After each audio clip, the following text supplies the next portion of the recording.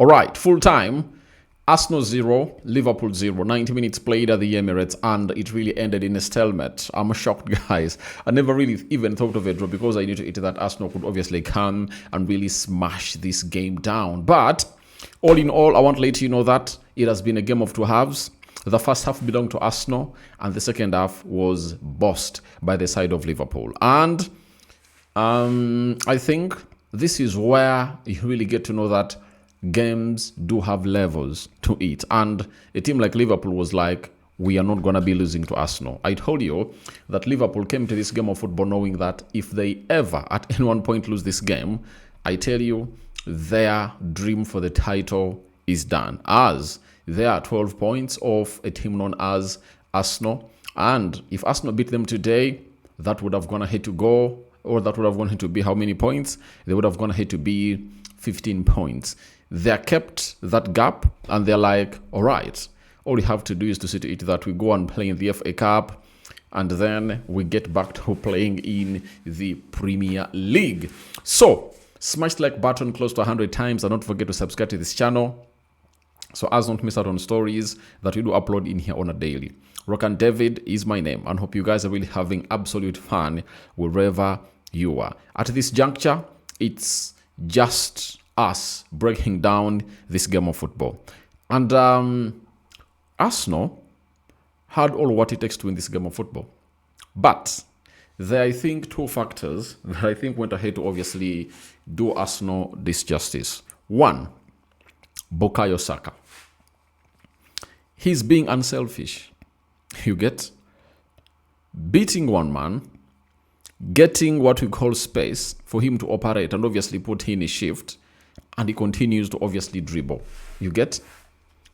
The other time, there is a time towards the end of the first half where the lad went ahead to obviously be played in by a combination of touches, you know, between Declan Rice and Odegaard.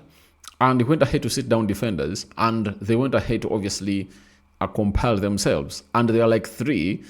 And I think Leandro Trossard, all he in here, was placed alone onto his left. And he couldn't obviously pass that ball to him. He forced it through the bodies, and it wouldn't obviously get through. And it deflected or ricocheted off the bodies, and it got back into play. Now, I think this is where I go ahead, obviously blame Mikel Arteta, that he needs to be ruthless sometimes, you know? He needs to be ruthless. You get? I think the difference between Saka and Noni Madueke is that Noni Madueke is good at making a decision. That is it. Noni Madueke is very good at making decisions. And you see to it that when he runs towards the byline, next thing he does, laying that ball into the mouth of the goal. You understand? And the few times he got the ball, he never at any one point went ahead to obviously look like, I'm gonna really be selfish like Saka. He was like, let me put in the cross. If it finds a better placed player, then it will obviously go ahead and obviously get a tap in from an Arsenal player. But all in all, I tell you, this side of Arsenal, you know, was let down by one, Bukayo Saka. And I don't think that would have gone ahead to play beyond 60 minutes. 60 minutes, 15 minutes in the second half, take him off. The manager couldn't obviously come out and really make that decision. You get? It's a decision that needed to be made, you know? It's a decision that needed to be made imminently. 15 minutes in, take him off. I tell you, if you got Noni Madueke onto that pitch early enough, he would have gone ahead to create more chances for the club of us. It was evident. You saw that when he came in through, Kokezi was really very, very uncomfortable with Noni Madueke other than Bukayo Saka. Because if he's not really doing what you want him to do, you have to take him off. And those are decisions that I've gone ahead to see him take long to make. You get? The other factor that really went ahead to do Arsenal a very big disservice was the yellow card that was given to Leandro Trossard. And I think Taylor, is it called Anton Taylor, the referee, to me went ahead to make a very big stupid decision, because he came up and obviously gave the lad a yellow card. in just, I think, 10 minutes when the game of football just gone ahead to start. And no referee does that. At the beginning of the game, that foul has to be very, very bad, But him stopping a counter-attack at the 18 box area of Liverpool, that doesn't really call in for a yellow card. And when Trossard got a yellow card, he was really uncomfortable. You couldn't get anything better from him than what you went ahead to get from Leandro Trossard.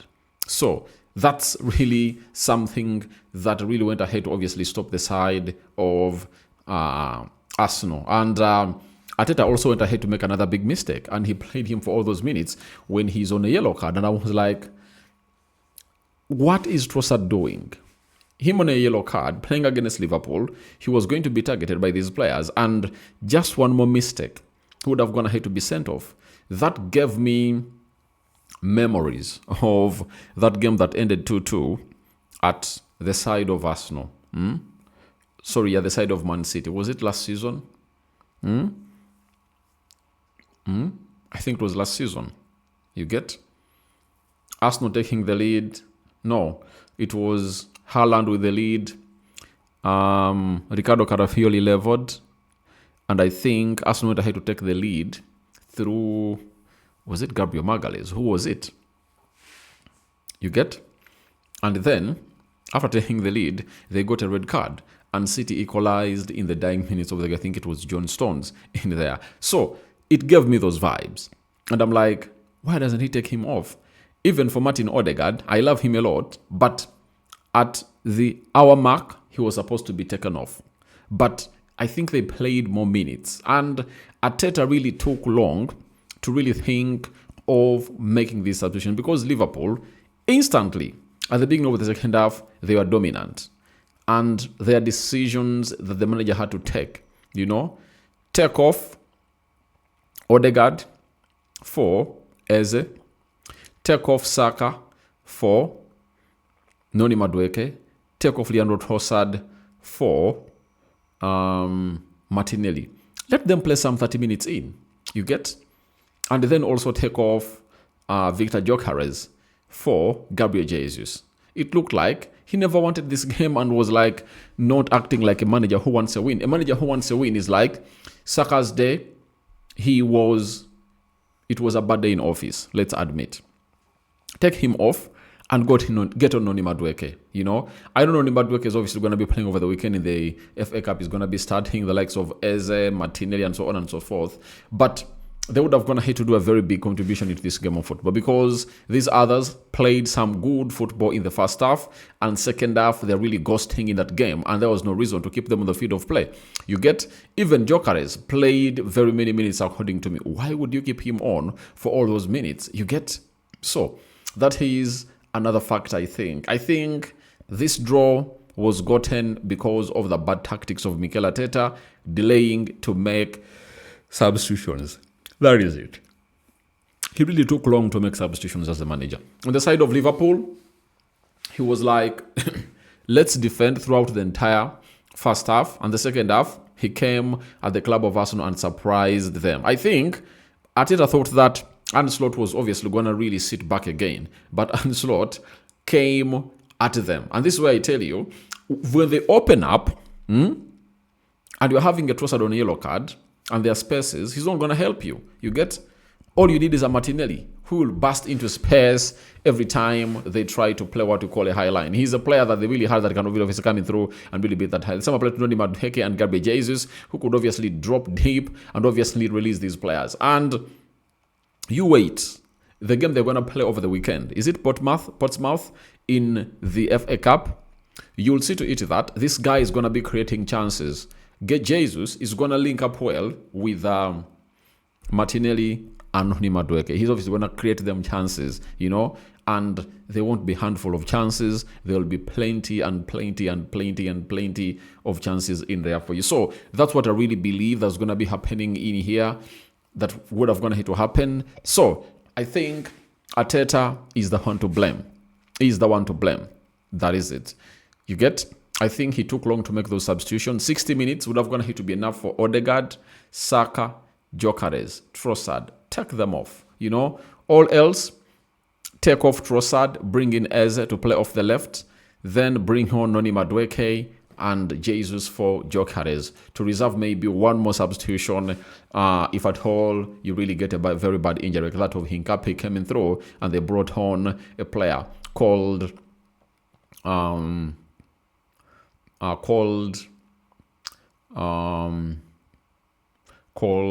Lewis Kelly. You get? But for Liverpool second half, they are all over the place. But a clean sheet has been kept by the club of Arsenal. It's been long since David Raya kept a clean sheet, but he has gone ahead to keep a clean sheet. And the other stat is that in the Premier League, for all the teams that Arsenal has gone ahead to face, it's only Liverpool that hasn't obviously gone ahead to consider against Arsenal. Most of the teams that Arsenal has gone ahead to face have gone ahead to obviously find themselves in a position of really conceding against Arsenal. You know, but Liverpool hasn't gone ahead to consider against Arsenal. It shows you that they've gone ahead to stop them in there for you. That's why I've always told you that. Why is Arsenal doing better? They've gone ahead to capitalize onto beating these other small teams. And out of the 5 fixtures that Arsenal has gone ahead to play consecutively as they were played last season and onto the same pitches they've gone ahead to play them on, out of the 5, they've won 4 and they've drawn 1 against Liverpool. And Liverpool could go at Man City or could face Man City and force him into stalemate. You get? And that wouldn't be a very bad result. But I think Liverpool was really very vulnerable and Arsenal really had everything to throw at Liverpool to see to either obviously concede. But Arteta really never did them justice in there for you. So Liverpool has really done its job and they're having now 35 points. But before I obviously call it quits, I think let's obviously get deep into how the stats of the game were for the full 90 minutes. 10 clean sheets for David Raya and I think 6 for Alisson Becker. 8 shots by Arsenal, 7 shots by Liverpool, 4 shots on target by Arsenal, 0 shots on target by Liverpool. That means Arsenal has yet again not conceded a shot on target this entire game. However much Liverpool had 7. 47% ball possession by Arsenal, 53% ball possession by Liverpool. It has gone ahead to change a lot because Arsenal had close to 60% ball possession at halftime and Liverpool had 40. 433 passes completed by Liverpool, 513 passes completed by Liverpool, 90% passing accuracy by Arsenal, and Liverpool had 89% passing accuracy. 10 fouls by Arsenal, 9 fouls by Liverpool. 3 yellow cards to the side of Arsenal and 2 yellow cards to the side of Liverpool. And 0 red cards to both sides, 2 offsides to the side of Arsenal and 1 to the side of Liverpool. 3 corners to the side of Liverpool. 3 corners to the side of Arsenal and 0 to the side of Arsenal. And you saw to it that Liverpool minimized the set pieces that could come at them. But that last corner, well delivered by Noni Madueke, I think Gabriel Magalhaes just went ahead to obviously lose quality direction onto that ball. But I don't think that Alisson Becker would have gone ahead to make a save to get that ball off the line. He wouldn't. You get? And Liverpool minimized the number of set pieces because you need to eat that the moment they get like 6 or 7 set pieces, obviously, it would have gone ahead to end in a win for Arsenal. Because if you really block Arsenal in the open play, they'll come at you and you will feel the music through the set pieces that very many teams have gone ahead, obviously, fall culprits of. Now, we get to what we call the table. And the table reads as follows. Arsenal is having 49 points in 21 games. All teams have gone ahead to play 21 games. Man City, 43. Point difference is 6. Let's talk about Man City a little bit.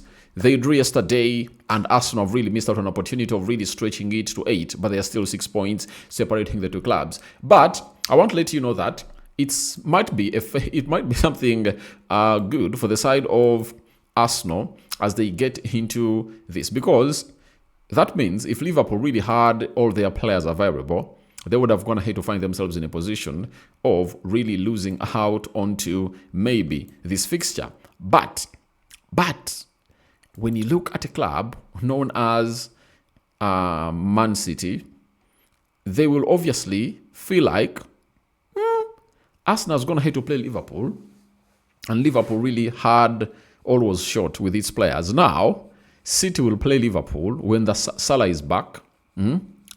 I know Hugektik will be back. Even Isak might be back. So they might even add in 1 or 2 players during the January transfer window. So they might have gone ahead to strengthen themselves and get ready for the side of Liverpool. So guys, thank you very much for watching through. If I'm to talk about everything that really happened in this game, I can really talk till kingdom come. But right now, I want to let you know that that's what I had for you. 0-0. And so those are some of the points I really noted out, but go into the comment section, let me know about this beautiful fixture that really went ahead to go down at the Emirates, and it ended in a stalemate 0-0. But these are games that you have to win, and if you don't win them, don't lose them. Arsenal had gone ahead to, I think, 7 games, and they had gone ahead to beat every team at the Emirates, and now Liverpool has gone ahead to do the new. Liverpool have failed to obviously get a double over Arsenal since the season of 2021-2022 too. I'm out. Bye-bye.